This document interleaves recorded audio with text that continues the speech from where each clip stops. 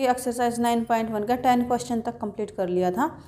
वहाँ तक किसी बच्चे को अगर कोई भी डाउट आया है तो आप बिना किसी हिचकिचाहट के अपना डाउट कमेंट सेक्शन में कमेंट कर सकते हैं। नेक्स्ट क्लास के अंदर आपके डाउट को क्लियर कर दिया जाएगा। और आज की क्लास में हम अपने 10th से आगे के जितने क्वेश्चंस हमसे सोल्व हो पाएंगे उन क्वेश्चंस को यहाँ पर सोल्व करेंगे। सो जो स्टेटमेंट रहेगी 11th क्वेश्चन की वो कुछ इस प्रकार है। A TV tower stands vertically on a bank of canal, कि कोई भी एक टीवी टावर है वो कैनाल के एक बैंक में यानी कि किनारे पे खड़ा हुआ है। From A point on the other bank directly opposite the tower the angle of elevation top of the tower is 60 degree. यहाँ पर क्या है कि इसने फिगर भी दे रखी क्वेश्चन की। ये कोई भी एक टीवी टावर है, यहाँ पर कोई भी एक अपनी कैनाल है, उसके एक बैंक पे यानी कि बैंक का मतलब होता है किनारा, यानी कि एक किनारे पर टीवी टावर है। उस टीवी टावर के बिल्कुल अपोजिट हमने एक पॉइंट मार्क किया है, वहाँ से एंगल ऑफ एलिवेशन कितना है 60 डिग्री। तो एलिवेशन है तो टॉप ही होगा, और इसने बोल भी रखा कि top of the tower is 60 degree. ठीक है। From another point 20 metre away from this point. अब जो ये पॉइंट था ना, इससे 20 मीटर आगे जा करके हमें एक पॉइंट और मार्क किया है डी। वहाँ से फिर क्या बोलता है ये, on the line joining this point two the foot of the tower. अब ये जो पॉइंट आया है इस लाइन को हम ज्वाइन करें कहाँ तक, मतलब अपना टावर के फुट तक का। ठीक है।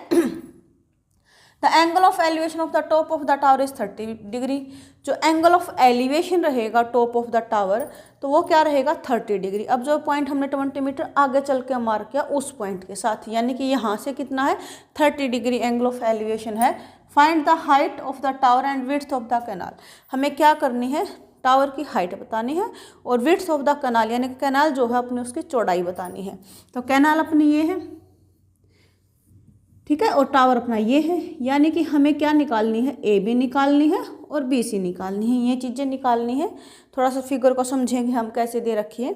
ये जो ए बी है ये हमारा कोई भी एक टीवी टावर है, ये एक किनारे पे खड़ा हुआ कैनाल के। ठीक है। तो अपनी ये क्या हो गई, कैनाल हो गई है, जहाँ पे किनारा क्या है बी है। बी के ऊपर टीवी टावर को हमने स्टैंड किया है, खड़ा किया है। ठीक है। अब इसके कैनाल का जो दूसरा जो किनारा होगा, क्योंकि नदी नहर जैसे होती है ऐसे ही तो है ना अपनी कैनाल, तो क्या होगा कि इसका जो दूसरा किनारा होगा वहाँ पर बिल्कुल जो टावर के बिल्कुल सामने सामने हमने आके एक पॉइंट मार्क किया है। और वहाँ से हम जब टॉप की तरफ देखा तो एंगल ऑफ एलिवेशन अपना कितना बना है 60 डिग्री बना है।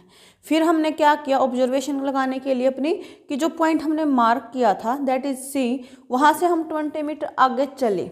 ठीक है।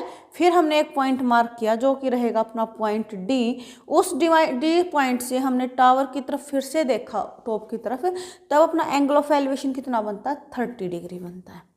तो ये इसने डिस्टेंस खुद से बता दिया कि 20 मीटर आगे चल के मार्क किया है। हमें क्या बताना है, हाइट ऑफ द टावर, और ये बी सी यानी कि width of the canal. Canal अपनी यही है, कंफर्म ये है, ऐसा नहीं है कि कंफ्यूज हो जाना कि बी डी निकाल दो। ये तो कैनाल की विड्थ नहीं होगी, ये हमने 20 मीटर आगे और एक पॉइंट खुद से मार्क किया है, तो ये कैनाल की विड्थ में नहीं आएगा। ध्यान रखना, कैनाल विड्थ अपनी सिर्फ यही है, क्या है बी सी। तो हमें बेसिकली बी सी निकालना है और ए बी निकालना है। आई होप कि आपको समझ में आया होगा। अब देखो टीवी टावर है तो ऑब्वियस सी बात है कि 90 डिग्री के एंगल पे बोला होगा इसने। स्पेशली मेंशन भी किया है कि वर्टिकली है, वर्टिकली है यानी कि बिल्कुल स्ट्रेट है, 90 डिग्री एंगल पे है। अब ये अगर 90 डिग्री है तो ये अपना क्या हो गया, हाइपोटेनियस हो गया है। ऐसे ही जब हम ए डी बी ट्रायंगल के अंदर, बड़ी ट्रायंगल के अंदर, अब बीच वाली लाइन को भूल जाए तो ए बी डी ये ट्रायंगल है, सेम इसमें भी ये एंगल किसका काम करता है 90 का करता है, तो इसके अपोजिट ये भी क्या होगा अपना हाइपोटेनियस होगा। ठीक है।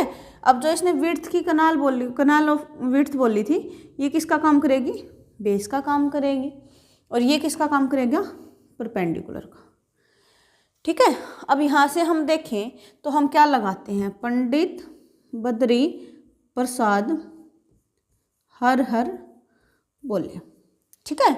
अब यहाँ पर हमारे पास क्या होता है, कोई भी एक चीज़ दे देता है पी बी और एच में से, और एक हमें एंगल दे देता है। फिर हमें लगाना होता है कि हम क्या लगाएं जहाँ पर हम अपना रिक्वायर्ड रिजल्ट को अचीव कर सकें। तो यहाँ पे देखो हमें क्या निकालना, पी भी निकालना है और बी भी निकालना, दोनों चीज़ों को निकालना है। तो यहाँ से हम क्या करेंगे, या तो आप रिलेशन डिफाइन करके चल पड़ो कि हमारे पास ये रिलेशन है, क्योंकि ना तो हमारे पास बी है ना ही हमारे पास पी है, तो इनका रिलेशन बना के चल पड़ेंगे। तो पी भी हमारे पास कहाँ पर है, ये रहा, है ना, क्योंकि पी भी निकालना है और बी भी हमें निकालना है। अब हम सोच के चले कि एक चीज़ तो देता था, बट यहाँ तो एच की वैल्यू भी नहीं है, तो हम क्या करेंगे, हम रिलेशन बना के चल पड़ेंगे। तो पी और बी में से हम क्या करेंगे, अपना रिजल्ट बना लेंगे। तो पी और बी कहाँ पर है, ये रहा पी और बी, है ना। तो ये किसके लिए रेफरेंस डालता है, अपना tan थीटा के लिए। अब थीटा कितना है अपना, 60 डिग्री है, क्योंकि अभी हम इसी ट्रायंगल के अंदर बात करें ना, ए बी सी के अंदर, तो थीटा क्या होगा, 60 डिग्री होगा। जब हम बड़ी ट्रायंगल की ए बी डी की बात करेंगे तो एंगल कितना होगा, 30 डिग्री होगा। ठीक है, चलो स्टार्ट करते हैं अपना सॉल्यूशन। आई होप कि समझ में आ गए होंगे स्टेप्स भी हम कैसे कैसे फॉलो करेंगे। तो पहले हम क्या लगाएंगे, जो हमारे पास गिवन है उसको राइट डाउन करेंगे। तो हमारे पास फिलहाल तो क्या है, सी डी ही है बस, प्रॉपरली 20 मीटर। ठीक है, और जो अपनी रहेगी विड्थ ऑफ कैनाल रहेगी, विड्थ ऑफ कैनाल अपनी क्या रहेगी, BC रहेगी, और हाइट ऑफ टावर अपनी क्या रहेगी, हाइट ऑफ टावर क्या रहेगी अपनी, AB रहेगी। ठीक है, सो अभी हम क्या करेंगे, पहले स्मॉल ट्रायंगल के ऊपर अपनी प्रॉपर्टीज़ को अप्लाई करेंगे, फिर बिग वाली ट्रायंगल पे करेंगे। तो पहले लिखेंगे हम इन ट्रायंगल ABC में, जो ये छोटे वाले जहाँ पर 60 डिग्री एंगल हमें मिला हुआ है ना। तो यहाँ पे हमने क्या अप्लाई किया था, 10 लगाया था, क्योंकि P और B का रिलेशन कहाँ पर था, 10 के साथ ही बनता है। तो tan 60 क्या होगा, परपेंडिकुलर बाय बेस, परपेंडिकुलर अपना क्या है, AB है, और बेस क्या है अपना, BC है। तो ये हो गया अपना AB बाय BC। अब इनमें से किसी भी चीज़ की वैल्यू हमारे पास तो नहीं है, तो हम क्या करेंगे, रिजल्ट डिफाइन कर लेंगे। tan 60 कितना होता है, √3 होता है, और ये है AB और इधर है BC। तो यहाँ से हम क्या करें, क्रॉस मल्टीप्लाई करेंगे, तो हमें मिल जाएगा √3BC = AB। ठीक है, इसको इक्वेशन नंबर 1 मार्क कर लो, क्योंकि इस रिजल्ट को हम आगे यूज़ करेंगे ना। प्रॉपर वैल्यू तो हमें नहीं मिली किसी भी चीज़ की। अब हम नेक्स्ट अपनी जो ट्रायंगल है उसके ऊपर मूव करेंगे। सो कौन सी वाली ट्रायंगल है, इन ट्रायंगल ABD, जो ये बड़े वाले ट्रायंगल है, वहाँ पर फिर से हम 10 का ही लगाएंगे। तो ये अपना हो जाएगा tan 30 डिग्री। परपेंडिकुलर तो सेम ही है, AB ही है इसका भी, तो ये लिख लिया हमने क्या, AB बाय। अब इस ट्रायंगल का बेस क्या है अपना, ध्यान से देखो, BD है, कंप्लीट BD है ना, बड़ा है, तो BD है। अब हम लिखाएंगे क्या, tan 30 है, tan 30 को हम क्या करते हैं, 1/√3, और BD की इधर क्रॉस मल्टीप्लाई करेंगे तो ये मिल जाएगा हमें = AB। ठीक है, अब यहाँ से तो फिर से हमारे पास किसी भी चीज़ की वैल्यू नहीं है, तो हम क्या करेंगे, यहाँ से इक्वेशन नंबर 2 डाल लेंगे। ठीक है, अब देखो यहाँ पर भी AB है, यहाँ पर भी AB है ना। तो दोनों को हम कंपेयर करेंगे, तो फर्स्ट और सेकंड को, जब AB के इक्वल 1/√3 BD है, तो AB के इक्वल ही √3 BC है, यानी कि जब RHS इक्वल है तो इनकी LHS भी इक्वल रहेगी। So from first and second we get, first और सेकंड से हमें क्या मिल जाएगा, जब इन दोनों इक्वेशंस की RHS एक जैसी है, यानी कि AB ही इसके इक्वल है और AB ही यहाँ पर इक्वल है ना, तो क्या होगा कि जब RHS इक्वल है तो LHS भी इक्वल होगी। तो हम इसको लिखेंगे कि √3 BC किसके इक्वल है, 1/√3 BD के इक्वल है। ठीक है, अब थोड़ा सा और सिंपल कर लेते हैं, स्क्वायर रूट को हटा लेते हैं। तो यहाँ पर √3 डिवाइड में है, इधर आके हो जाएगा मल्टीप्लाई में। तो √3 की और √3 की मल्टीप्लाई करेंगे तो क्या मिल जाएगा, 3, और ये है अपना BC = BD। ठीक है, बट यहाँ से तो हमें एक भी वैल्यू नहीं मिली, तो फिर हम क्या करेंगे, देखो हमें निकालना क्या है, या तो BC निकालना है या फिर AB निकालना है। तो BC को निकालना है तो BC को तो हम हटा ही नहीं सकते हैं, क्योंकि इसकी तो हमें नीड है। तो हम BD के ऊपर काम करेंगे कि BD का हम क्या लिखें कि हमें अपना जो रिजल्ट हो कुछ कुछ मिलना स्टार्ट हो जाए, है ना, तो हम अपने नेक्स्ट स्टेप्स को फॉलो करें। तो यहाँ से देखो 3BC को तो एज इट इज रखेंगे, क्यों, क्योंकि BC की तो हमें नीड ही है, हमें BD की नीड नहीं है। तो BD को हम क्या लिख सकते हैं, ध्यान से देखो, ये यहाँ से यहाँ पर है BD, तो क्या हम इसको CD + BC या फिर CB नहीं लिख सकते हैं, BD है, इसको DC प्लस सी बी, या फिर मतलब सी डी या फिर बी सी, ऐसे भी बोल सकते हो, एक ही बात है। तो क्या हम C D plus C B नहीं बोल सकते हैं इसको? ऑब्वियस बोल सकते हैं। तो सी डी की वैल्यू कितनी है? 20 है, और बी सी हमें निकालना ही है, बी सी तो हमें निकालना है, ठीक है। तो यहाँ से हमारा क्या आ गया, 3BC is equal to 20 plus B C. अब देखो एक जैसा मिल गया, बी सी यहाँ पर है, बी सी यहाँ पर है। अब बी सी को इकट्ठा किया हमने, तो ये हो गया 3BC is equal to minus B C is equal to 20, क्योंकि इधर प्लस में था ना, इधर आके क्या हो जाएगा, माइनस में हो जाएगा। तो 3BC माइनस बी सी क्या हो गया अपना, 2BC is equal to 20। But हमें 2BC की नीड नहीं है, हमें सिर्फ BC की नीड है ना। तो 2 क्या है, एक्स्ट्रा है, मल्टीप्लाई में उधर आके हो जाएगा डिवाइड। तो 20 को जब भी हम 2 से डिवाइड करेंगे तो क्या मिलेगा, 10 मिलेगा। यानी कि BC कितना हो गया अपना, 10।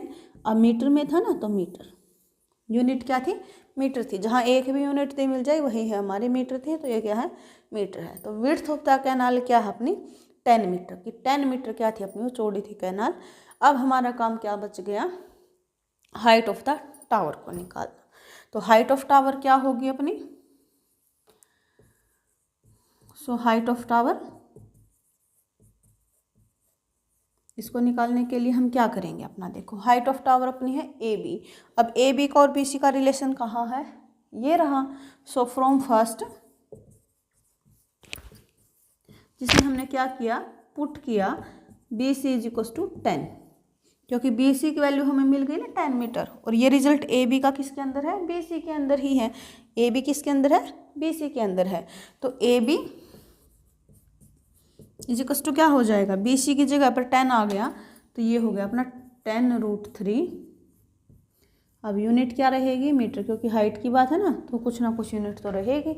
सो हाइट ऑफ टावर अपनी क्या हो जाएगी, 10√3 मीटर, और विड्थ ऑफ कैनाल अपनी क्या हो जाएगी, 10 मीटर। आई होप कि आपको समझ में आया होगा ये क्वेश्चन।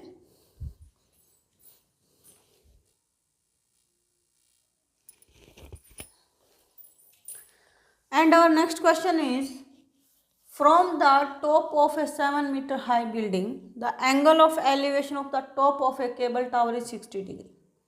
कि कोई भी एक 7 मीटर हाई एक बिल्डिंग है, वहाँ से हमने एंगल ऑफ एलिवेशन बनाया है top of the cable tower के साथ। केबल टावर की हमें हाइट अभी तक नहीं दी है, और एंगल ऑफ एलिवेशन कितना है, 60 डिग्री है। And the angle of depression, अब देखो एंगल ऑफ डिप्रेशन एक अलग से वर्ड आया है यहाँ पर, जो अब तक हमने किसी क्वेश्चन के अंदर नहीं किया था। Of its foot is 45 degree. तो उसके फुट की तरफ जब भी हम देखेंगे टावर की तरफ, तो उसका एंगल ऑफ डिप्रेशन कितना बन रहा है, 45 डिग्री बन रहा है। Determine the height of the tower, so we have to calculate find the height of the tower. तो एक बार रफली इमेजिन करके अपनी इसकी फिगर बना लेते हैं, कि मान के चलो कि हमने क्या किया, ये कोई भी अपनी एक बिल्डिंग है 7 मीटर हाई है जो, ठीक है।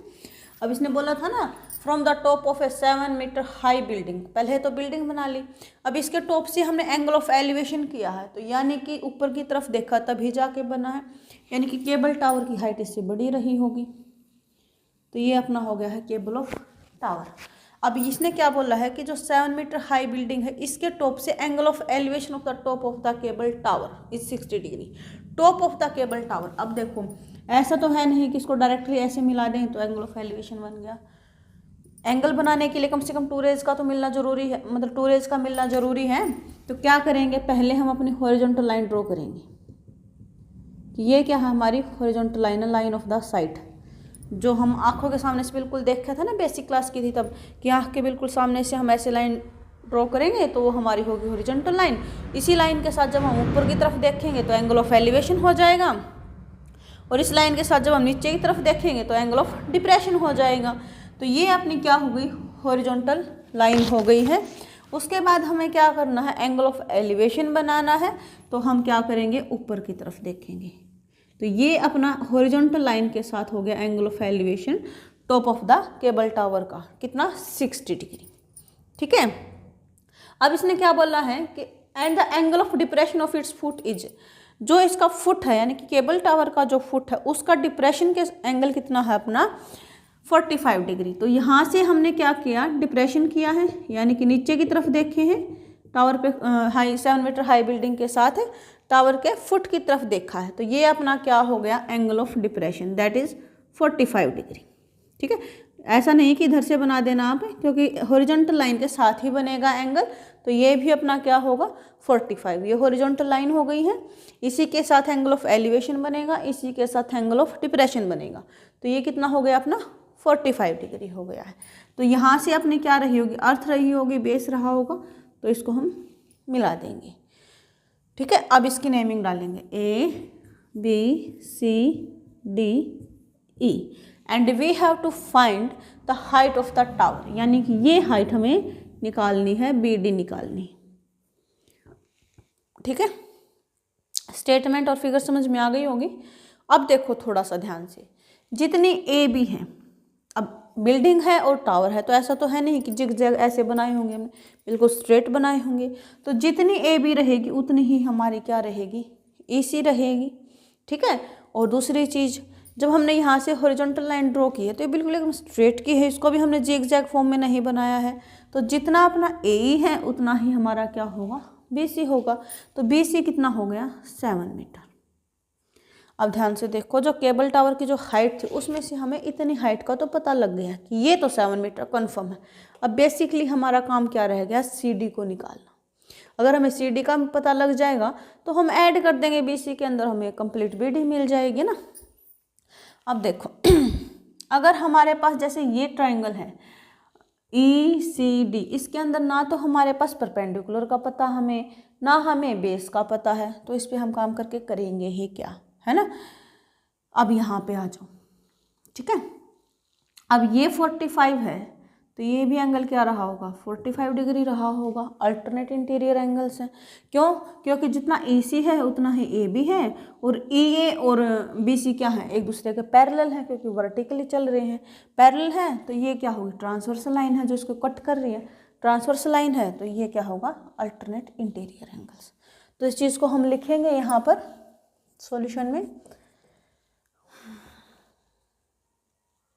सो फ्रॉम फिगर वी ऑब्जर्व, जो फिगर है उससे हमने क्या क्या अपना ऑब्जर्व किया है कि जितना EA है उतना ही अपना क्या है, BC है, जो कि कितना है अपना 7 मीटर। एक चीज़ तो हमने ये ऑब्जर्व की है कि जितना EA है उतना ही हमारा क्या है, BC है। और हमने क्या ऑब्जर्व किया है कि जितना AB है उतना ही EC है। AB किसके इक्वल होगा, EC के इक्वल होगा, ये भी कर लिया। और हमें क्या पता है कि जो एंगल है E, तो ये किस ट्रायंगल के अंदर है, DEC, ये कितना अपना 60 डिग्री है ना। ये एंगल है DEC वाला, या फिर ECD, इस तरीके से भी रीड कर सकते हो इसको। ये है अपना कितना 60 डिग्री। अब जो ये एंगल है CEB, एंगल CEB, ये किस एंगल के इक्वल लिखा है हमने, ABE के या फिर EBA के, एंगल ABE जो कि रहेगा 45 डिग्री का। अब इसका रीज़न डालो कि क्योंकि इसने तो डिप्रेशन के साथ, यानी कि यहाँ से एंगल दिया था, बट हमने लिखा इसको यहाँ पे है, तो कुछ तो रीज़न रहा होगा उसका लिखने का। वो रीज़न क्या है अपना, ये अल्टरनेट इंटीरियर एंगल्स। ठीक है, अल्टरनेट इंटीरियर एंगल्स हैं ये। ठीक है, तो यहाँ से हमने जो भी ऑब्जर्व किया उसको लिख लिया। अब हम अपने क्वेश्चन के अंदर आते हैं। अब देखो CD निकालने के लिए, यानी कि परपेंडिकुलर का काम करेगा, एक एंगल भी है हमारे पास। अगर हमें बेस का पता लग जाए तो हम इजीली अपना 10 के साथ जा सकते हैं, क्योंकि क्या होता है 10, पंडित बद्री प्रसाद हर हर बोले। तो बेसिकली अगर हमें बेस का पता लग जाए, यानी कि ये पता लग जाए, तो हम P पे काम कर सकते हैं, यानी कि परपेंडिकुलर पे काम कर सकते हैं इन ट्रायंगल ECD के अंदर। ठीक है, जो ऊपर से ये ट्रायंगल है हमारी, इस पे। तो EC का पता लगाने के लिए अगर हमें AB का पता लग जाए, AB का पता लग जाए तो हम EC उसके बिल्कुल इक्वल है, तो उसको लिख सकते हैं एज इट इज़। तो AB को निकालना थोड़ा सा ईजी है, क्यों, क्योंकि यहाँ से हमें परपेंडिकुलर का भी पता है और एंगल का भी पता है, बस क्या नहीं है हमारे पास, बेस नहीं है। ठीक है, तो यहाँ से हम बेस वाली प्रॉपर्टी अपनी लगा सकते हैं। तो ये क्या है, परपेंडिकुलर है, काम किस पे करना है, बेस पे करना है, तो जाहिर सी बात है क्या लगेगा अपना 10 लगेगा। ठीक है, तो क्या लगेगा अपना tan थीटा लगेगा। तो यहाँ पे हमने क्या किया, इन ट्रायंगल ABE में जो ये ट्रायंगल है यहाँ पे हमने क्या लगाया अपना tan 45 डिग्री लगाया। तो tan 45 क्यों लगाया, क्योंकि एंगल है 45, परपेंडिकुलर हमें दे रखा है, बेस हम फाइंड आउट कर सकते हैं वहाँ से, इसलिए। तो ये क्या है अपना EA upon AB, perpendicular by base, perpendicular क्या है EA, तो EA बाय AB हो गया। अब tan 45 की वैल्यू कितनी होती है 1 होती है, उसको लिख लिया हमने। EA कितना है अपना 7 है, AB एज इट इज। अब जब हम इसकी क्रॉस मल्टीप्लाई करेंगे तो AB अपना कितना आ जाएगा 7 मीटर, क्योंकि 7 है ना, क्रॉस मल्टीप्लाई करेंगे तो AB की मल्टीप्लाई 1 के साथ AB, इधर क्या है 7 है, तो AB इज इक्वल टू 7। अब लेंथ है कुछ ना कुछ तो यूनिट रही होगी, तो मीटर में है तो मीटर, यानी कि AB अपना कितना हो गया 7 मीटर हो गया। अब AB अगर 7 मीटर हो गया है, सो EC भी अपना कितना हो जाएगा 7 मीटर हो जाएगा, क्योंकि अभी हमने किया था कि AB किसके इक्वल है EC के इक्वल है, तो EC भी अपना कितना हो गया 7 मीटर हो गया है। तो पता लग गया ना हमें बेस का, ये क्या है अपना 7 मीटर। अब जो ये ऊपर से ट्राइंगल है ECD, इसके अंदर काम करें तो हमें बेस का पता लग गया, और परपेंडिकुलर हमें निकालना है, तो एज इट इज रहेगा। सो इन ट्राइंगल ECD क्या लगाया हमने, परपेंडिकुलर और बेस का ही रिलेशन है, तो क्या करेंगे हम tan के साथ ही जाएंगे, तो tan 60 डिग्री कितना हो गया अपना परपेंडिकुलर, यानी कि DC या फिर CD बाय EC। अब tan 60 की वैल्यू कितनी होती है √3 होती है, DC कितना है निकालना है हमें नहीं पता, EC कितना है 7 है, तो DC निकालने के लिए फिर से क्रॉस मल्टीप्लाई करें, यानी कि 7 डिवाइड में है, इधर आके हो जाएगा मल्टीप्लाई में, तो DC कितना हो गया अपना 7√3, यानी कि ये जो लेंथ है ये कितनी है 7√3। अब ये भी क्या है लेंथ है, तो यूनिट रही होगी कुछ ना कुछ, इसकी यूनिट क्या होगी मीटर, क्योंकि सारा क्वेश्चन मीटर के अंदर चला हुआ है, तो ये भी यूनिट क्या रही होगी मीटर रही होगी, है ना। अब देखो BC का पता है, CD का पता है, दो अलग अलग पार्ट्स का पता है, तो क्या उसको जोड़ के एक पार्ट नहीं बना सकते हम, बिल्कुल बना सकते हैं ना। सो हाइट ऑफ केबल टावर जो कि अपनी क्या है BD है, क्या रहेगी BC प्लस CD रहेगी। BD निकालने के लिए अगर हम BC में CD को ऐड करेंगे तो BD मिल जाएगा ना हमें, तो BC अपना कितना है 7 है, और CD कितना है 7√3 है। यहाँ से हम चाहें तो इसको एज इट इज लेफ्ट कर सकते हैं, या फिर और अच्छे से लिखना चाहो तो 7 को कॉमन निकाल दिया, तो यहाँ पे क्या बच गया 1 + √3। अब फिर से लेंथ है तो यूनिट रही होगी मीटर, तो BD कितना आ गया अपना 7 1 + √3 metre, that is the height of the cable tower. As observed from the top of a 75-meter high lighthouse from the sea level, the angle of depressions of two ships are 30 degree and 45 degree. If one ship is exactly behind the other on the same side of lighthouse, find the distance between two ships. क्या है as observed, हमें observe किया गया है, कैसे from the top of a 75-meter high lighthouse from the sea level, कि यहाँ पे कोई भी मान के चलो कि हमारा सी है, ठीक है समुद्र है यहाँ पर, इससे क्या किया कि 75 मीटर हाई, तो ये हमने एक लाइट हाउस बना लिया है जिसकी हाइट कितनी है 75 मीटर हाइट है। अब यहाँ से हमने देखा है कहाँ पर शिप्स की तरफ, नीचे की तरफ, कि यहाँ पर क्या है शिप्स हैं हमारी, समुद्र है इसके अंदर शिप्स हैं, तो उसने क्या बोला है the angle of depression of two ships are 30 degree and 45 degree. 30 degree है और 45 डिग्री है, तो जब भी हम एंगल्स को बनाते हैं तो हॉरिजॉन्टल लाइन तो हम ड्रॉ करते ही हैं, तो यहाँ से हमने चेक किया है तो ये अपनी क्या हो गई हॉरिजॉन्टल लाइन हो गई है, बिल्कुल स्ट्रेट आएगी, that is our horizontal line. अब इसने क्या बोला है if one ship is exactly behind the other on the same side of the light house, कि अगर हमने लाइट हाउस के एक साइड पे एक शिप बनाई है, मान के चलो कि यहाँ पर हमारी एक शिप है, तो इसके बिल्कुल पीछे की तरफ हमारी क्या है दूसरी शिप है, यहाँ पर ऐसे लाइट हाउस के एक ही साइड है। अगर एक शिप हमारी यहाँ पर हमने ऑब्जर्व की है तो दूसरी इसके पीछे ही है एग्जैक्टली। अब वो डिस्टेंस हमें नहीं पता कितनी है, वो हमें फाइंड आउट करनी है। Find the distance between two ships. अब जो 2 शिप्स है ना, यहाँ से ये एक शिप यहाँ है, एक शिप यहाँ, इनके बीच की डिस्टेंस हमें बतानी है कि कितनी डिस्टेंस होगी। ठीक है, तो देखो यहाँ से एक बार, तो पहले तो हम एंगल ऑफ डिप्रेशन बना लेते हैं अपना। ऊपर से हमने नीचे की तरफ देखा ना, ठीक है, लेकिन एंगल ऑफ डिप्रेशन बना है, ध्यान से देखो। तो ये एंगल अपना कितना है, 30 डिग्री है। हॉरिजॉन्टल लाइन के साथ ही चेक करते ना हम, ये कितना है अपना 45 डिग्री है। यानी कि जो यहाँ पर शिप है उसके साथ एंगल ऑफ डिप्रेशन अपना कितना है, 45 डिग्री है। यहाँ पर जो शिप है उसके साथ कितना है, 30 डिग्री है। आप इस चीज़ को ऐसे भी देख सकते हो, आप इसको दूसरे तरीके से भी सीख सकते हो कि जब भी हम किसी चीज़ के पास जाते हैं तो वहाँ से उस के साथ साथ अपना एंगल भी बढ़ता जाता है। जैसे अब लाइट हाउस के नज़दीक कौन से वाली शिप है, ये नज़दीक है, तो इसका एंगल बड़ा होगा क्योंकि ये अपनी जो भी हमारी चीज़ है जिसके पास हम जाते हैं उसके नज़दीक है। तो यहाँ पर लाइट हाउस है जिसके हम नज़दीक और दूर देख रहे हैं, तो जो लाइट हाउस के बिल्कुल पास में जो चीज़ें होंगी उसका एंगल उतना ही बड़ा होगा। तो ये पास में है लाइट हाउस के, तो यहाँ से एंगल कितना होगा, 45 होगा। ये दूर है तो ये कितना होगा, 30 होगा। अगर आप यहाँ से कंफ्यूज होते हो ना कि कितना एंगल है कैसे है, तो आप इसको दूर और नज़दीक वाला कॉन्सेप्ट लगा कर भी आप यहाँ से इजीली कर पाओगे। ठीक है, कई बार बच्चे कंफ्यूज होते हैं कि मैम 30 डिग्री यहाँ है या यहाँ है, मतलब थोड़ा ऑब्जर्व बच्चे कम कर पाते हैं।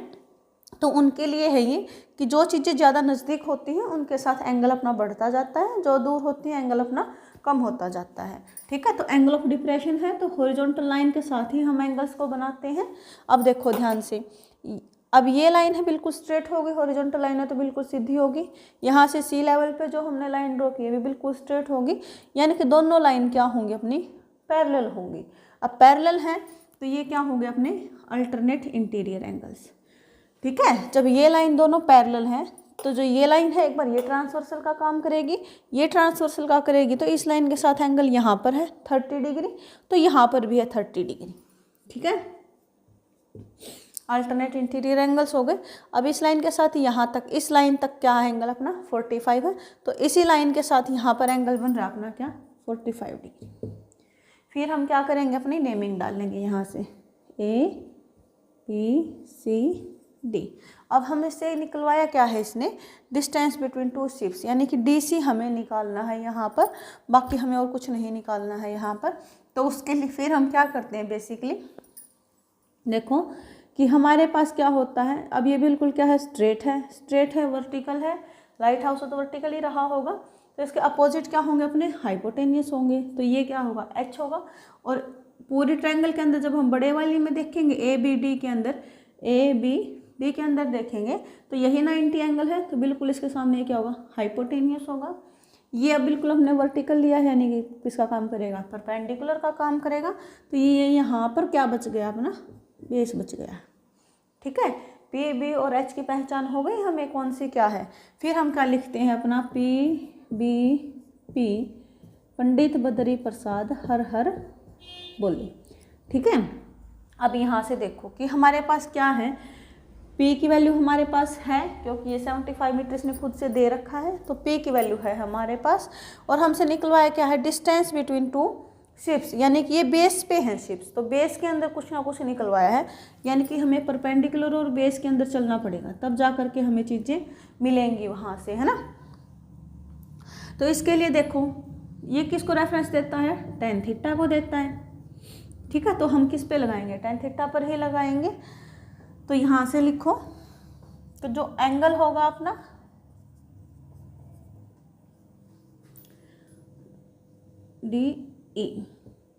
EAD, इस चीज़ को लिखना है हमें कि ये, क्योंकि इसने डिप्रेशन एंगल बोला था ना और हमने तो एलिवेशन के टाइप में बना लिया है, तो इसको लिखना है कि ये हमने ऐसे क्यों लिखा है, क्योंकि यहाँ पर डिप्रेशन के साथ एंगल है, बट जैसे ही हमने यहाँ पे राइट डाउन किया तो हम ऊपर की तरफ देखकर ही बना रहे हैं, यानी कि एंगल ऑफ एलिवेशन के काम कर रहे हैं, बट हम स्टेटमेंट को तो चेंज नहीं कर सकते हैं।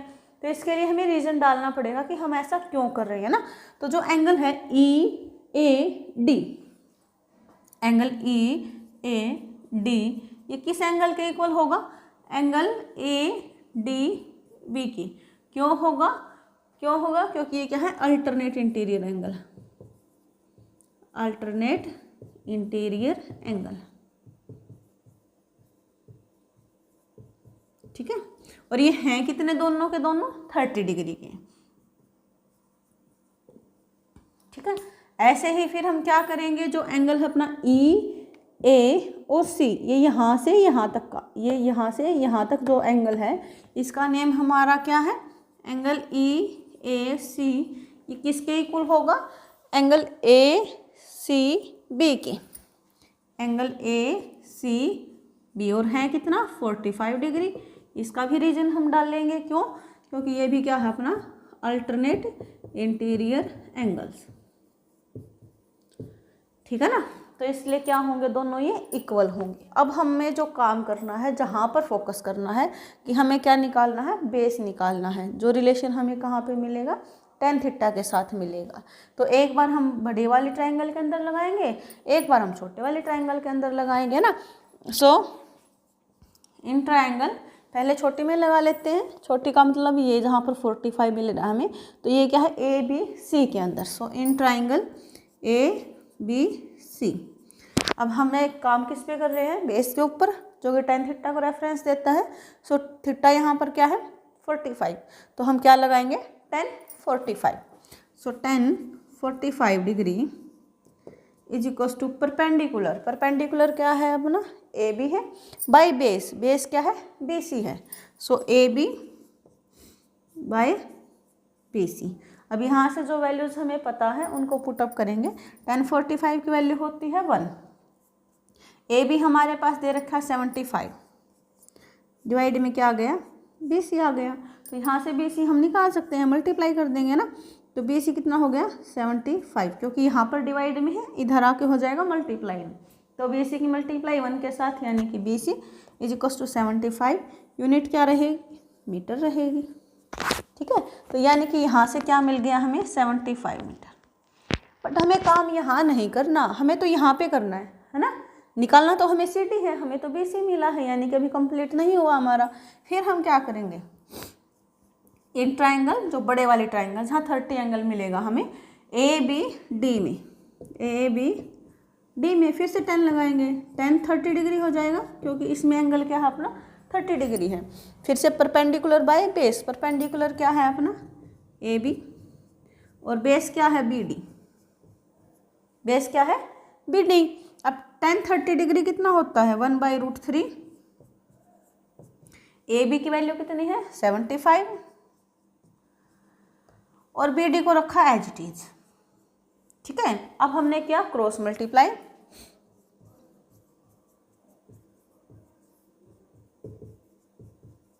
ठीक है, क्रॉस मल्टीप्लाई करेंगे तो बी डी यहाँ पे मल्टीप्लाई करेगा, √3 यहाँ पे मल्टीप्लाई करेगा। तो बी डी की 1 के साथ यानी कि बी डी, और 75 की √3 के साथ यानी कि 75√3। बट ये तो कंप्लीट बी डी की वैल्यू आई है ना, यहाँ से यहाँ तक की। हमें काम करना सिर्फ इसके ऊपर। तो हम क्या करेंगे, देखो जो सी डी है, इस बी डी को लिखो आप, ऐसे थोड़ा सा कंफ्यूज हो जाओगे। बी डी है जो, बी डी को हम क्या लिख सकते हैं, B C plus C D, B C plus C D, दोनों को जोड़ के हमें एक मिल जाएगी ना। आप वैसे भी कर सकते हो कि बी डी में से बी सी को माइनस किया तो हमें सी डी मिल जाएगा, वैसे भी कर सकते हो। इसको ऐसे भी लिख सकते हो कि बी डी को हम कैसे निकाल लेंगे, C D plus B C. तो B C plus C D हमारा कितना है 75√3 है। बट इसके अंदर हमें बी सी की वैल्यू का पता है, ये रही यहाँ पर कितनी है 75, तो इसको लिख लिया 75 plus C D is equal to 75√3। But हमें अकेला सी डी की नीड है, 75 हमारे पास एक्स्ट्रा है तो उधर चला जाएगा, प्लस में है तो क्या हो जाएगा माइनस में हो जाएगा। तो C D is equal to 75√3 minus 75, यहाँ पर भी लेफ्ट कर सकते हो आप, या फिर 75 को कॉमन निकाल दो, 75√3 बच जाएगा -1। 75 को कॉमन निकाल दिया तो यहाँ से क्या बच गया √3, और 75 में से 75 को कॉमन लिया, यानी कि 75 को 75 से डिवाइड किया, तो कितना बचेगा 1। यूनिट क्या रहेगी मीटर। तो जो डिस्टेंस है बिटवीन टू शिप्स वो क्या है अपनी 75√3 - 1 metre. So distance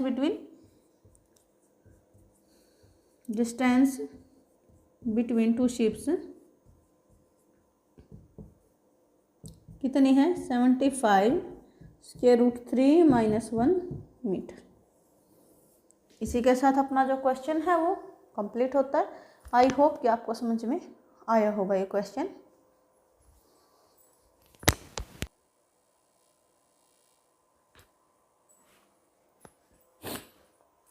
And our next question is, a 1.2 meter tall girl spots a balloon moving with the wind in the horizontal line at a height of 88.2 meter from the ground। क्या है कि कोई भी एक लड़की है जिसकी height क्या है 1.2 मीटर हमें दे रखी है। इसने क्या किया है कि एक मूविंग बैलून को ऑब्जर्व किया है, देखा है इसने कि कैसे क्या है। जो बैलून है विंड के साथ मूव करता है लेकिन हॉरिजॉन्टल लाइन में। कहने का मतलब ये है कि वो जिस भी हाइट पे है वो उसी हाइट पे मूव करने लग रहा है, बस आगे पीछे।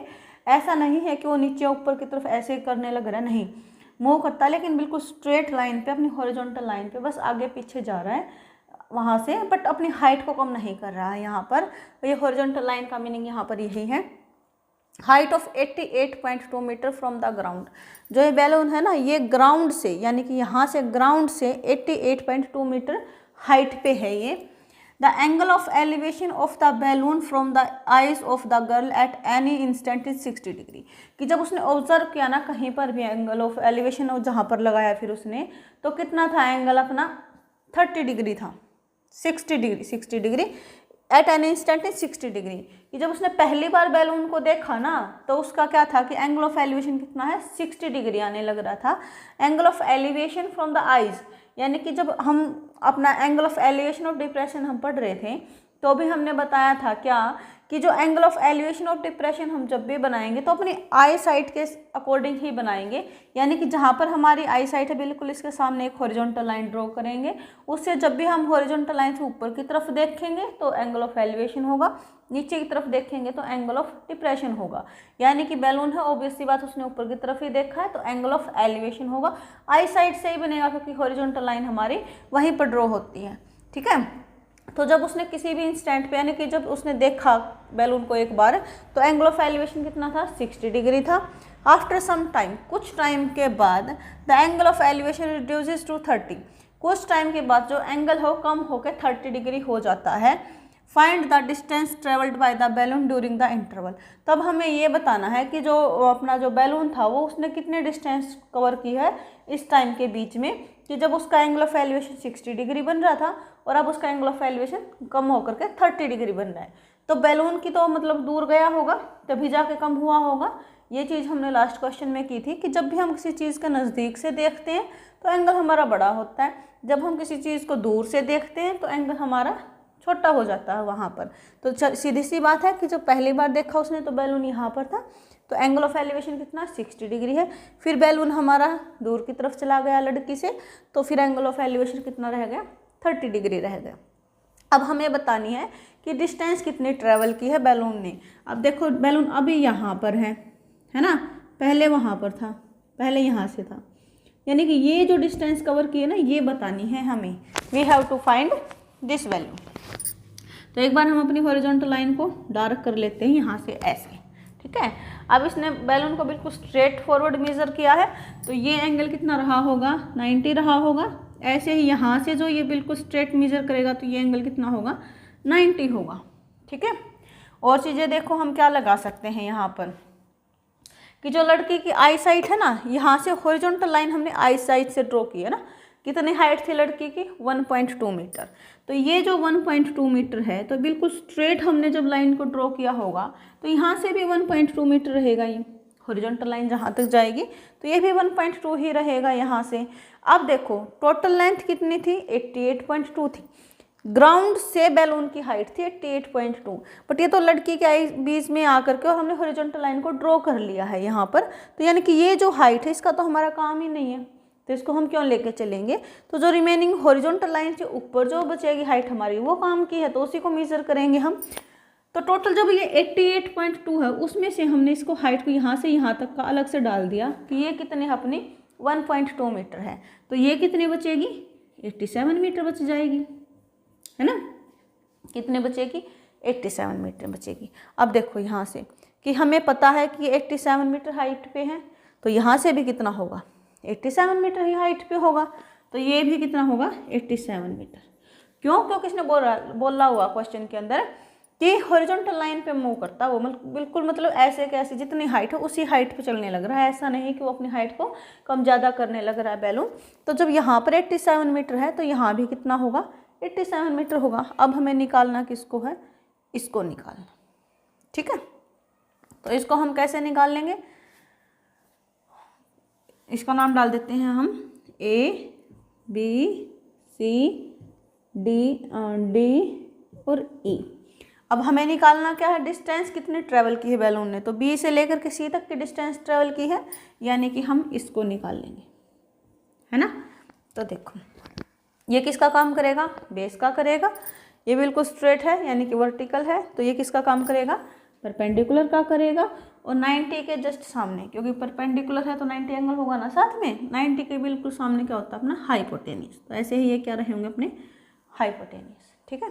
चलो तो उसके बाद फिर हम क्या लगाएंगे, परपेंडिकुलर हमारे पास और बेस हमें निकालना है, तो किस पे हम काम करेंगे, हम 10 पे, क्योंकि पंडित बद्री प्रसाद हर हर बोले। तो परपेंडिकुलर का और बेस का कहाँ पर रिलेशन है, पी और बी में, जो क्या होता है अपना tan थीटा के साथ, है ना। तो एक बार हम tan थीटा लगाएंगे 30 डिग्री एंगल के साथ, और एक बार tan थीटा लगाएंगे हम अपना 60 डिग्री के साथ। तो पहले हमने क्या किया, 30 डिग्री को फॉलो किया है, तो ये हमें कहाँ से मिल रहा है, ये यहाँ पे, है ना।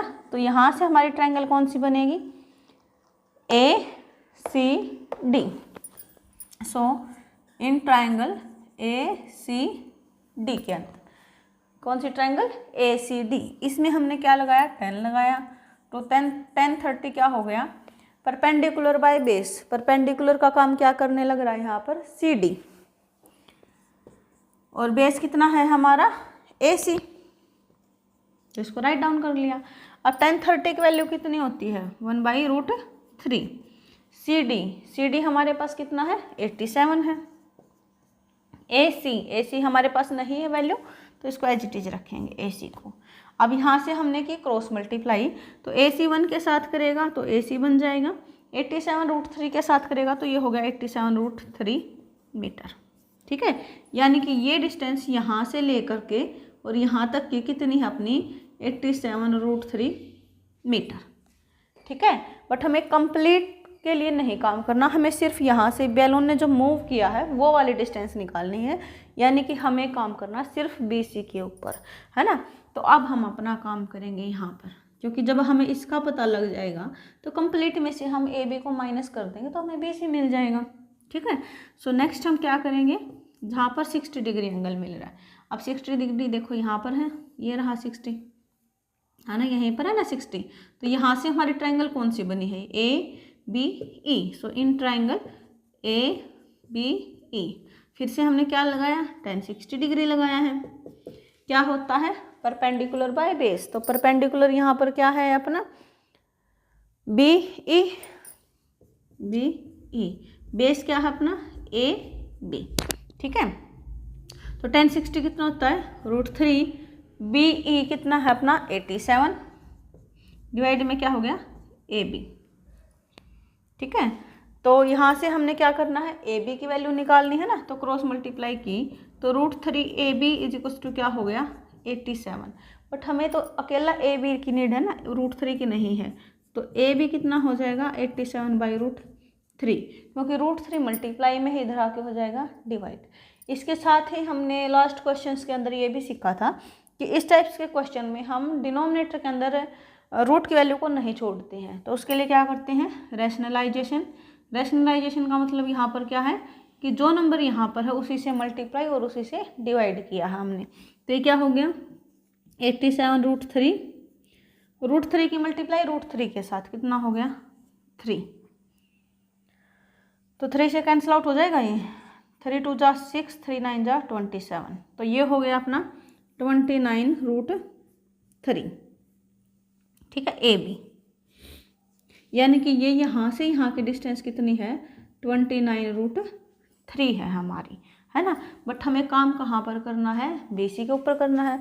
अब देखो हमें यहाँ से यहाँ तक की वैल्यू का पता है, और यहाँ तक का भी पता है, तो पूरी में से इतनी को माइनस कर देंगे तो बच जाएगी हमारे पास, है ना। सो डिस्टेंस बिटवीन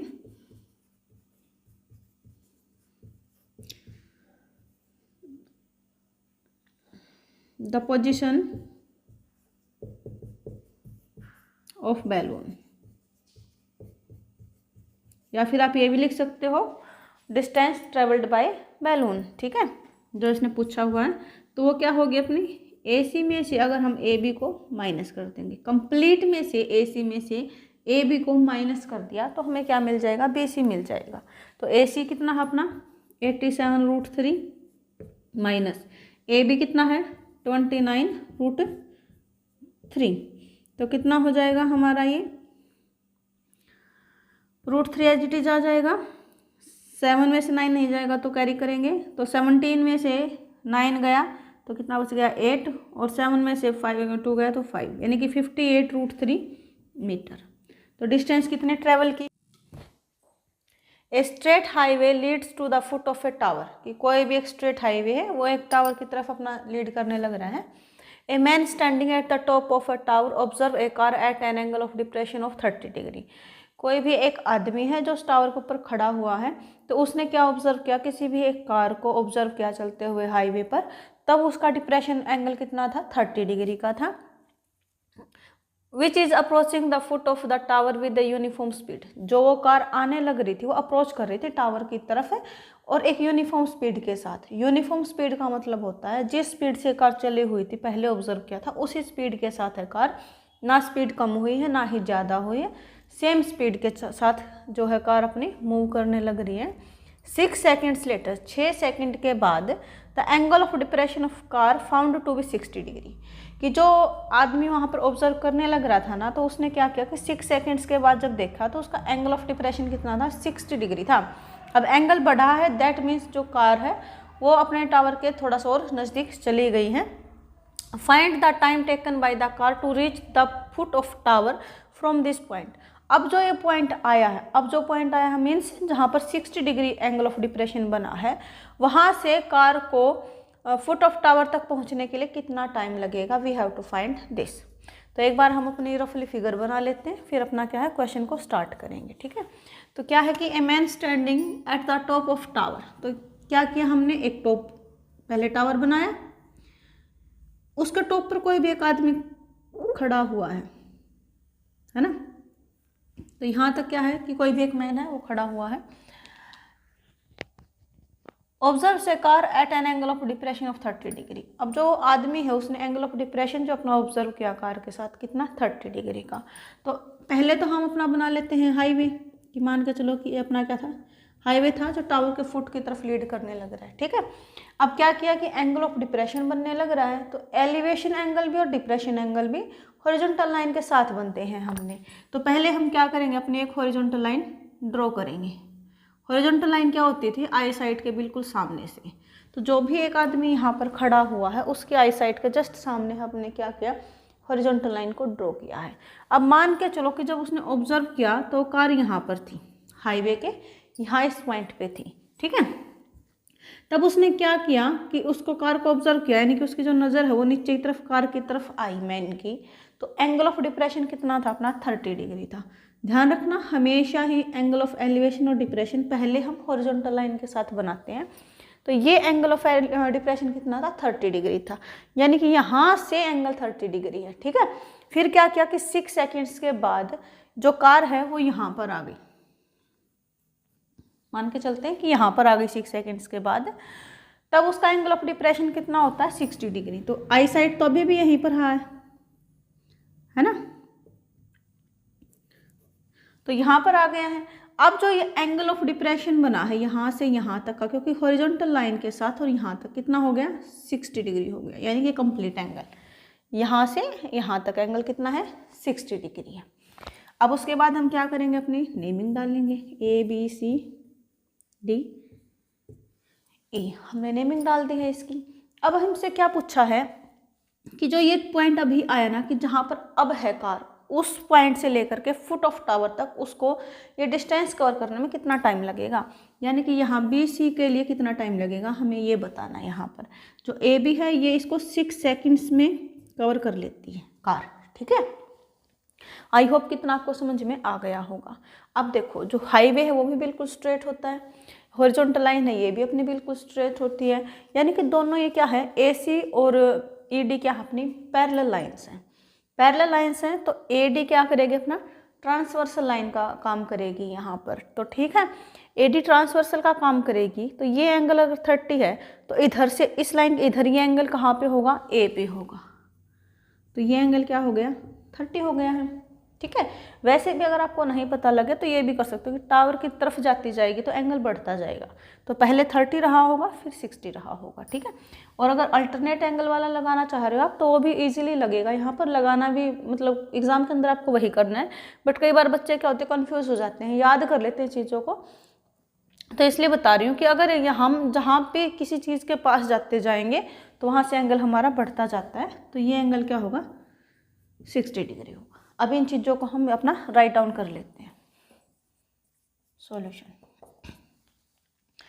क्या होगा कि जो ED है वो पैरेलल होगी किसके, AC के, ठीक है।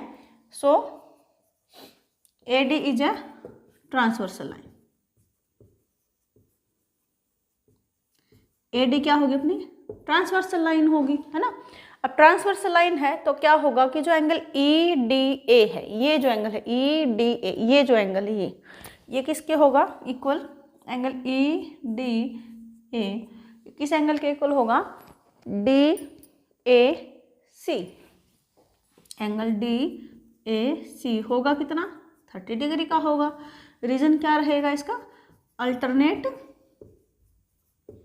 इंटीरियर एंगल्स, ठीक है। ऐसे ही जो अपना एंगल है EDB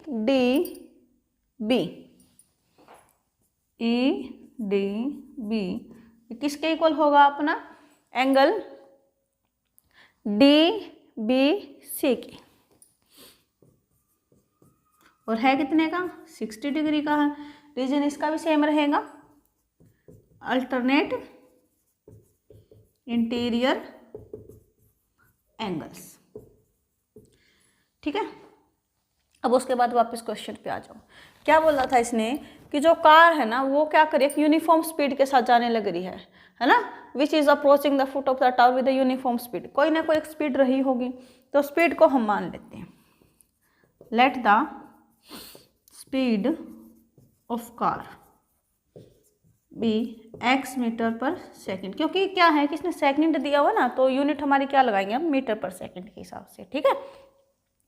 तो x मीटर पर सेकंड के हिसाब से क्या हो कार चलने लग रही है, ठीक है। अब क्या होगा कि जो हमारी स्पीड होती है वो क्या होती है डिस्टेंस बाय टाइम, यानी कि s is equal to d/t, ठीक है।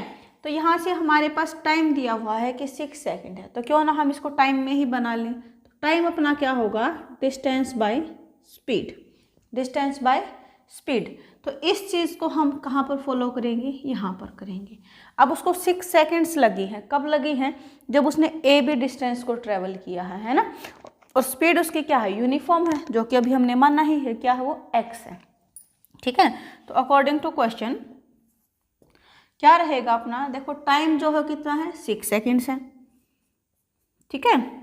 और इसको डिस्टेंस क्या कवर की है इस टाइम के अंदर, AB डिस्टेंस को कवर किया है बाय स्पीड, स्पीड क्या है अपनी x, तो ये हो गया x। तो AB अपना कितना आ गया यहाँ से 6x, क्रॉस मल्टीप्लाई करेंगे तो x डिवाइड में इधर आगे हो जाएगा मल्टीप्लाई में, तो AB कितना हो गया अपना 6x, ये यहाँ पर, ठीक है। बट हमें तो किस पे काम करना है, BC पे करना है ना। और यहाँ पे इसने साथ में क्या दे दिया कि एंगल भी दे रखे हैं।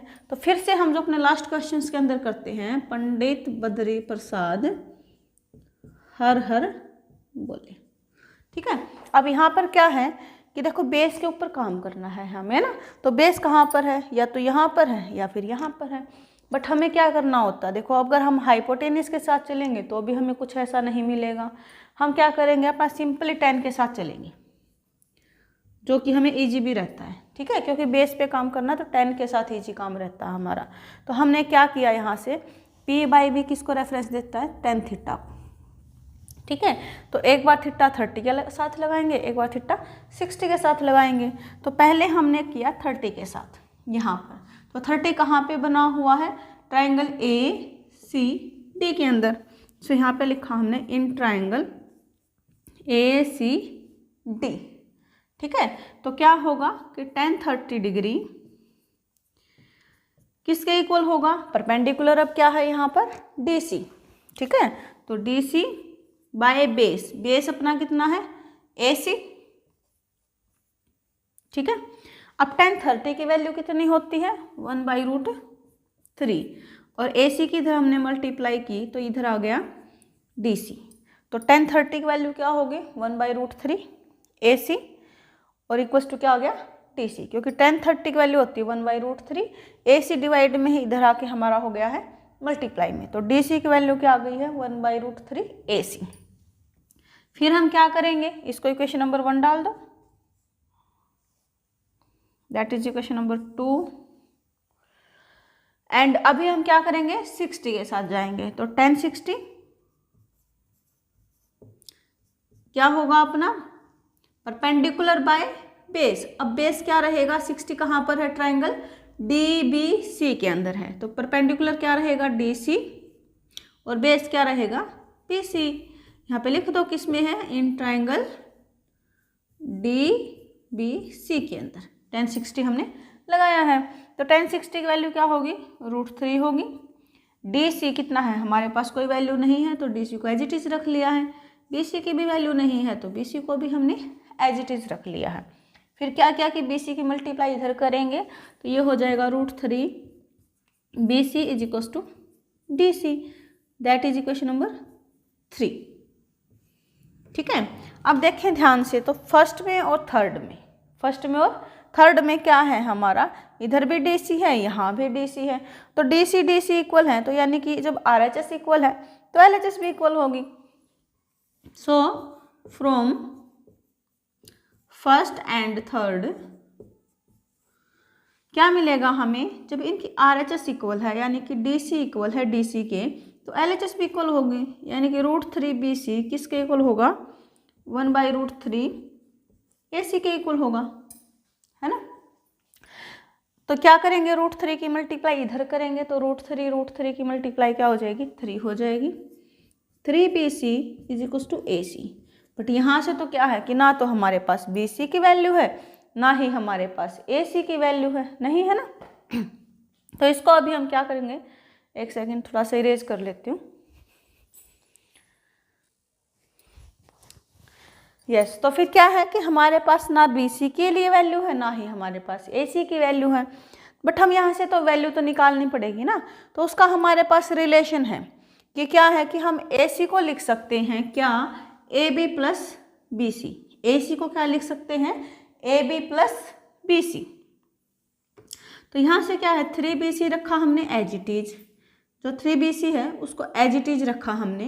AC को क्या लिख सकते हैं, AB plus BC, AB plus BC। अब देखो यहाँ से 3 BC BC, तो BC BC हमने इकट्ठा किया तो ये हो गया 3 BC minus BC is equal to AB। अब 3 BC में से अगर BC को माइनस करेंगे क्या बचेगा, 2 BC बचेगा, इज इक्वल टू क्या है, AB। 3 BC इक्वल टू क्या है, AB। अब देखो AB की वैल्यू यहाँ पर है हमारे पास, ये रही इक्वेशन नंबर 2 में। AB किसके इक्वल है, 6x के इक्वल है। तो यहाँ से हम क्या करेंगे, फ्रॉम सेकंड AB की जगह पे हम क्या रख सकते हैं, 6x। तो यहाँ पे देख लेना भाई, स्पेस की थोड़ी सी प्रॉब्लम है। तो क्या होगा 2 BC, तो AB की जगह पे क्या आ गया 6x, तो 2 से कट करेंगे 3 हो जाएगा। तो BC कितना आ गया अपना 3x। BC कितना आ गया 3x। डिस्टेंस है, BC क्या है, डिस्टेंस जो उसने कवर की है कार ने। बट हमें डिस्टेंस नहीं निकालनी उसने कितनी कवर की, हमें ये बताना है कि इस डिस्टेंस को कवर करने के लिए टाइम कितना लगेगा, है ना। तो तो हमारे पास होता फॉर्मूला, स्पीड होती है अपनी डिस्टेंस बाय टाइम। तो टाइम अपना क्या होगा, डिस्टेंस बाय स्पीड हो जाएगा, डिस्टेंस बाय स्पीड हो जाएगा। अब टाइम हमें निकालना है, डिस्टेंस हमारी क्या है, ये रही 3x, और स्पीड क्या है हमारी, यूनिफॉर्म थी, दैट इज x। तो क्या होगा, time taken by car to reach the foot of tower will be, क्या होगा, डिस्टेंस कितनी है अपनी 3x है, और जो स्पीड है अपनी वो कितनी है, x है। तो x से x कैंसिल आउट हो जाएगा 3। अब सेकंड में था तो ये भी क्या आएगा, सेकंड। तो 3 सेकंड के अंदर क्या होगी, कार जो है इस पॉइंट से फुट ऑफ द टावर के पास पहुंच जाएगी।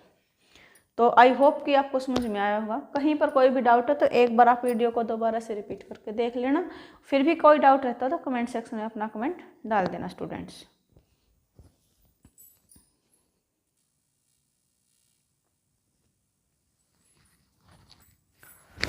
And our next question is, the angle of elevation of the top of a tower from 2 points at a distance of 4 meter and 9 meter from the base of tower and in the same straight line with it are complementary. Prove that the height of a tower is 6 meter. क्या है कि कोई भी एक हमारा क्या है, tower है, तो हम पहले क्या बनाएंगे, अपना टावर बनाएंगे, ठीक है।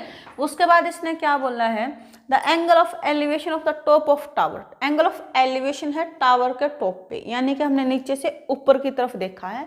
From 2 points at a distance of 4 metre and 9 metre from the base of tower. जो बेस ऑफ टावर है ये रहेगा बेस ऑफ टावर। तो यहाँ से हमने क्या किया कि 2 पॉइंट्स हैं, एक यहाँ पे है, एक यहाँ पे है, ये 4 मीटर पे है, ये यहाँ से यहाँ पे कितना है, 9 मीटर पे, ठीक है। 2 पॉइंट्स हैं 4 मीटर पे और 9 मीटर पे। तो एक पॉइंट यहाँ पे मार्क किया हमने, एक पॉइंट यहाँ पे मार्क किया। इन दोनों पॉइंट से क्या है, अपने एंगल ऑफ एलिवेशंस हैं, ठीक है। तो क्या है अपने, ये एंगल ऑफ एलिवेशंस हैं tower and in the same straight line with it are complementary. जो ये दोनों के दोनों एंगल हैं ये एक दूसरे के कॉम्प्लीमेंट्री हैं। तो कॉम्प्लीमेंट्री एंगल्स क्या होते हैं, जिनका सम हमारा क्या होता है, 90 डिग्री होता है। यानी कि ये एंगल और ये एंगल, दोनों एंगल्स को जोड़ के हमें क्या मिलेगा, 90 डिग्री मिलेगा। Prove that the height of tower is 6 metre. We have to prove कि ये जो हाइट ऑफ टावर है ये हमारी क्या आनी चाहिए, 6 मीटर आनी चाहिए। ये चीज़ हमें प्रूव करनी है यहाँ पर। तो पहले हम क्या करेंगे, अपना नेमिंग करेंगे। तो A B C D, उसके बाद हम क्या करते हैं, अपना लिखते हैं क्या, पंडित बद्री प्रसाद हर हर बोले। अब देखो यहाँ पर क्या है कि इसने बेस दे रखे है ना, ये क्या है, बेस रहेगा, ये हाइपोटेनियस होगा और ये क्या होगा, परपेंडिकुलर होगा। अब देखो यहाँ से परपेंडिकुलर हमें शो करना है, निकालना है, एक ही बात है। लास्ट में जाके हमें आंसर क्या लेके आना, 6 मीटर लेके आना है। इतना ही फ़र्क है कि इसने पहले आंसर दे दिया, बाकी क्वेश्चंस में हमसे निकलवाता था, आंसर देता नहीं था। तो परपेंडिकुलर पे काम करना है। बेस की लेंथ हमें दे रखी है कितनी इतनी है, साथ में एक चीज़ दे रखी है कि कॉम्प्लीमेंट्री एंगल्स हैं। तो कॉम्प्लीमेंट्री एंगल्स यानी कि दोनों को जोड़ के 90 मिलेगा। अगर हमने इस एंगल को x मान लिया तो ये हमारा क्या हो जाएगा, 90 माइनस x हो जाएगा, क्योंकि दोनों को जोड़ के 90 मिलेगा। अगर एक x है तो दूसरा हमें कब मिलेगा, जब उसको 90 में से माइनस कर देंगे तो ये क्या हो जाएगा, 90 माइनस x हो जाएगा। तो परपेंडिकुलर पे काम करना है, बेस हमें दे रखा है, तो क्या जाएगा हमारा परपेंडिकुलर और बेस कहाँ पर है, ये रहा। ये किसको रेफरेंस देता है, tan थीटा को देता है, ठीक है। चलो अब आज करते हैं क्वेश्चन अपना सॉल्यूशन। पहले हमने क्या किया, 90 माइनस x जो एंगल है इस पे काम किया। तो ये कहाँ से मिलेगा हमें, triangle ADBC। So in triangle ADP क्या लगाना है हमें, 10 लगाना है। तो क्या हो जाएगा, 10 90 minus x is equal to perpendicular by base. तो परपेंडिकुलर क्या है अपना, ए भी है, उसको 6 प्रूव करना है, उसकी वैल्यू 6 नहीं रखनी है, ध्यान रखना थोड़ा सा। वैल्यू 6 हमें दिखानी है कि ए बी की वैल्यू क्या आएगी, 6 आएगी। तो A B by base, base क्या है बी डी, बेस क्या है बी डी या फिर डी बी, एक ही बात है। तो 1090 माइनस एक्स क्या होता है अपना कोट एक्स। 90 पे और 270 पे क्या होते हैं, इंटरचेंज करते हैं एक दूसरे को ना, हमने ट्रिग्नोमेट्री पढ़ा था तब किया था इन चीज़ों को। तो ए बी की वैल्यू हमें निकालनी है तो इसको एज इट इज रखेंगे।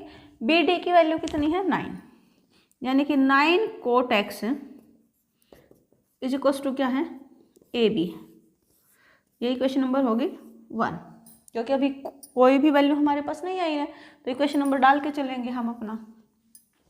फिर हमारे पास एंगल कहाँ है, ये है x, तो इस पे भी हम 10 लगाएंगे। तो ये कौन सी ट्रायंगल में है, इन ट्रायंगल ए बी सी, क्या लगाया हमने 10 लगाया, 10x क्या होगा perpendicular by base, perpendicular by base. तो परपेंडिकुलर क्या है अपना ए बी है और बेस क्या है अपना बी सी है। तो अभी देखो 10x तो एज इट इज रहेगा, ए भी एज इट इज रहेगा, बी सी की वैल्यू कितनी है अपनी 4, तो बी सी की जगह पे रख लिया हमने 4। अब ये यहाँ से करेगा क्रॉस मल्टीप्लाई, तो ये हो गया 4 10x is equal to A B. ठीक है, ये हो गई इक्वेशन नंबर सेकंड। अब थोड़ा सा ध्यान से देखो, सेकंड में और जो वन इक्वेशन है इसका कॉमन पार्ट क्या है कि दोनों जगह पर ए बी है, दोनों जगह पर क्या है अपना ए बी है। सो जब आर एच एस इक्वल है तो एल एच एस भी सेम होगी। So from first and second क्या मिलेगा हमें 9 cot x is equal to 4 10x। 9 cot x किसके इक्वल है 4 10x के इक्वल है। तो अब यहाँ से देखो कोट एक्स है और 10x है, तो एक में चेंज कर लो, या तो कोट एक्स के अंदर चेंज कर लो या फिर 10x के अंदर चेंज कर लो। तो मैंने क्या किया 10 के अंदर चेंज किया। कोट एक्स को क्या लिख सकते हैं हम 1/10x is equal to 4 10x। ठीक है, और 10x को एक साइड करेंगे, जो नंबर्स हैं उनको एक साइड करेंगे हम। तो 10x इधर डिवाइड में इधर जाके हो जाएगा मल्टीप्लाई में। तो 9 is equal to 4 10 square x हो गया हमारा। अब हमें 10 स्क्वायर की नीड नहीं है, क्योंकि हमें काम क्या करना है ए बी की वैल्यू निकाल के लेके आनी है। और ए बी हमारा किसके इक्वल है, ये रहा 4 10x के इक्वल है ना। तो यहाँ से हम क्या करेंगे अपना काम करेंगे। यहाँ पर देखो तो ये हो गया 9/4 10 square x, but 10 square x नहीं, हमें या तो अकेला 10x लेके आना है। अगर कोट एक्स में रिजल्ट बनाएंगे तो अकेला कोट एक्स लेके आना, ध्यान रखना। अगर 10x के अंदर चेंज किया है आपने यहाँ से तो अकेला 10x निकाल लेंगे हम। और अगर आपने कोट के अंदर चेंज किया ना 10x को बना दिया 1 कोट, तो क्या करेंगे अकेला कोट एक्स की वैल्यू हम रखेंगे। ठीक है, तो फिर क्या हो गया स्क्वायर रूट लेंगे दोनों साइड, square root on both sides. तो क्या हो जाएगा 9/4 स्क्वायर रूट में और स्क्वायर रूट 10 स्क्वायर एक्स, तो 3 हो जाएगा 9 का स्क्वायर रूट, तो 3 और 4 का हो जाएगा 2। तो 10x की वैल्यू क्या आ गई हमारी 3/2 आ गई है। बट 10x है क्या ए बी के इक्वल, और ए बी क्या है अपनी हाइट ऑफ द टावर है। सो इसको हमने क्या किया पुट इन सेकंड, सेकंड में हमने इसको पुटअप किया है। तो क्या है कि 4 10x की जगह पर क्या आ गया 3/2 इज इक्वल टू क्या है ए बी में है। तो 2 से कट करेंगे 2 से चला जाएगा और 2 3 जा 6, यानी कि ए बी कितना आ गया अपना 6। यही हमें प्रूव करना था कि हाइट ऑफ द टावर हमारी क्या है 6 आई, कि हाइट ऑफ टावर हमारी क्या है 6 आई। So height of tower is 6 metre, यही हमें प्रूव करना था, hence to prove. I hope कि आपको समझ में आ गया होगा स्टूडेंट्स। इन्हीं क्वेश्चंस के साथ अपना जो चैप्टर है वो यहाँ पर ख़त्म होता है। नेक्स्ट वीडियो में हम किसी अपने नेक्स्ट नए चैप्टर के साथ प्रेजेंट करेंगे। यहाँ इस चैप्टर में किसी बच्चे को कोई भी डाउट है तो आप कमेंट सेक्शन में कमेंट करें। वीडियो अच्छी लगी है तो लाइक करें, अपने फ्रेंड्स के साथ ज़्यादा से ज़्यादा शेयर करें, और कोई बच्चा अगर फर्स्ट टाइम चैनल के साथ जुड़ता है please subscribe the channel. Thank you students.